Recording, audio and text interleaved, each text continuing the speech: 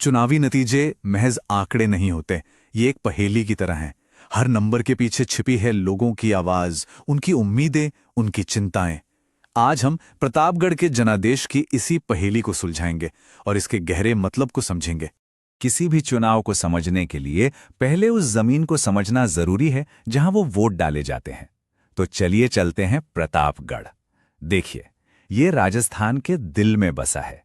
यहाँ की जमीन ऊबड़ खाबड़ है, घने जंगल हैं और ये एक आदिवासी बहुल इलाका है। यहाँ की मिट्टी और लोगों का रिश्ता बहुत गहरा है। और यहीं इस पूरी कहानी का सबसे चौंकाने वाला सवाल खड़ा होता है। एक ऐसा सवाल जो हमारे लोकतंत्र की बुनियादी समझ को चुनौती देता है।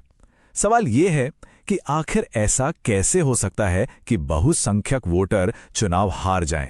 तो इस सवाल का जवाब आंकड़ों में नहीं, लोगों में छुपा है। राजनीति को समझने से पहले चलिए वहां के लोगों के जीवन को समझते हैं, उनकी रोजी रोटी, उनके संघर्ष, क्योंकि हर वोट एक कहानी कहता है। तो प्रतापगढ़ की तस्वीर कैसी है? देखिए, ये एक एसटी आरक्षित सीट है। यहाँ की 85 से 90% आबादी आदिवासी है, मीना और भील समुदाय के लोग।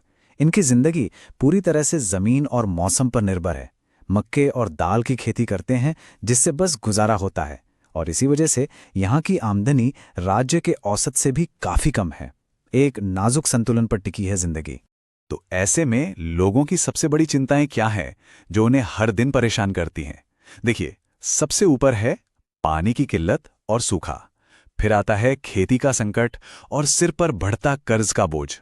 और सिर्फ यही नहीं, खराब सड़कें, आती जाती बिजली और नाम मात्र की स्वास्थ्य सेवाएं। ये वो असल मुद्दे हैं जो तय करते हैं कि वोट किधर जाएगा। लोगों की इन परेशानियों को जहन में रखते हुए अब लौटते हैं 2023 के नतीजों पर। हमारा संविधान हर नागरिक को गरिमा और अपनी बात रखने का अधिकार देता है। ये अधिकार ही एक जिम्मेदार सार्वजनिक संवाद की नींव है। अब वो आंकड़े सामने आएंगे जो इस चुनाव की पूरी कहानी को पलटकर रख देते हैं। पहली नजर में देखने पर नतीजा बिल्कुल साफ लगता है। बीजेपी के उम्मीदवार हेमंत मीणा 40.03% वोट पाकर जीत गए। Case closed? नहीं, कहानी तो अब शुरू होती है।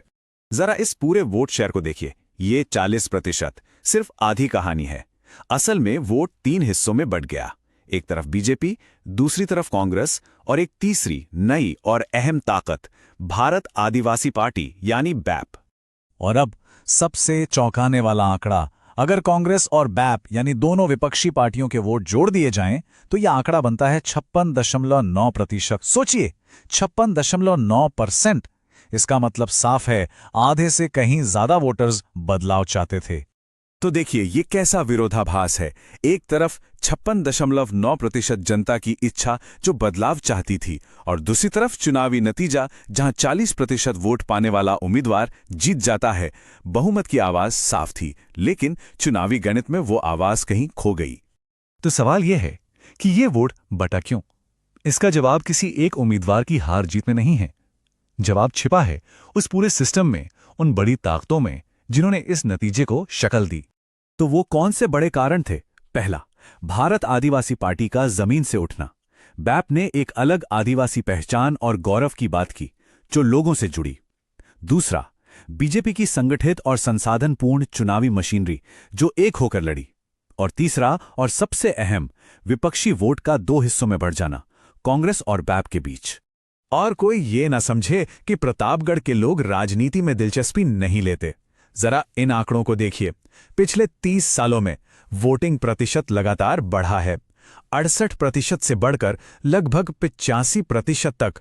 ये दिखाता है कि यहाँ का वोटर जागरूक है और अपनी आवाज सुनाना चाहता है। तो क्या 2023 में जो हुआ वो पहली बार हुआ, या इतिहास में भी इसके कुछ संकेत मिलते हैं? चलिए पैटर्न को समझने के लिए थोड़ा पीछे चलते हैं। अगर हम इतिहास देखें तो 2013 तक ये सीट बीजेपी का गढ़ मानी जाती थी, लगभग 50% वोट शेयर के साथ। फिर 2018 में एक बड़ा बदलाव आया। कांग्रेस ने 51% से ज्यादा वोट लेकर ये सीट जीती।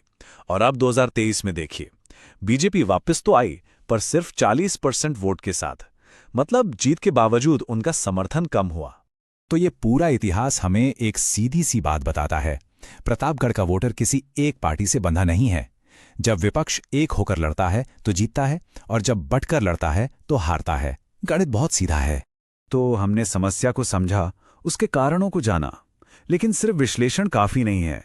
इन आंकड़ों की रोशनी में भविष्य का रास्ता क्या हो सकता है?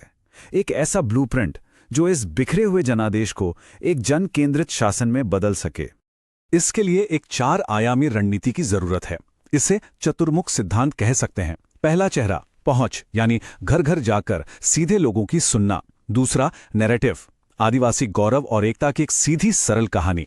तीसरा, गठबंधन, कांग्रेस और बीएपी के बीच एक मजबूत दिखने वाली साझेदारी। और चौथा, मीडिया, हर माध्यम पर एक साथ एक आवाज में अपनी बात रखना। और इस पूरी रणनीति की नींव है एकता। सिर्फ बंद कमरों में नहीं, बल्कि जमीन पर दिखने वाली एकता। इसके लिए क्या करना होगा? कांग्रेस और बैप के बीच सीट बंटवारा और जमीनी तालमेल पक्का हो। साथ मिलकर आदिवासी एकता रैलियां हों। सारे पोस्टर, सारे बैनर पर दोनों के निशान हों। और एक साझा नारा, एक साझा पहचान, जोहार आदिवासी एकता। लेकिन ये एकता सिर्फ चुनाव जीतने के लिए नहीं होनी चाहिए। इसका असली मकसद लोगों की जिंदगी बेहतर करना है। और ऐसा करते हुए भारत का नया डीपीडीपी ढांचा हर व्यक्ति की निजता और सहमति का सम्मान करना सिखाता है, जो विश्वास बनाने के लिए जरूरी है। अगर पानी की कमी है तो नए कुओं और टैंकों का ठोस प्लान देना होगा। बेरोजगारी है तो स्थानीय स्किल सेंटर बनाने होंगे। योजनाओं में भ्रष्टाचार है तो बिना लीकेज के डिलीवरी का सबूत देना होगा। और सबसे जरूरी, शिकायतों के निपटारे के लिए एक ऐसी व्यवस्था जो 48 घंटे में जवाब दे। विश्वास ऐसे ही बनता है। तो आखिर में प्रतापगढ़ की कहानी हमें क्या सिखाती है? ये सिखाती है कि यहाँ के लोगों का मन बदलने की जरूरत नहीं है। उनकी इच्छा, उनकी भावना पहले से ही साफ है।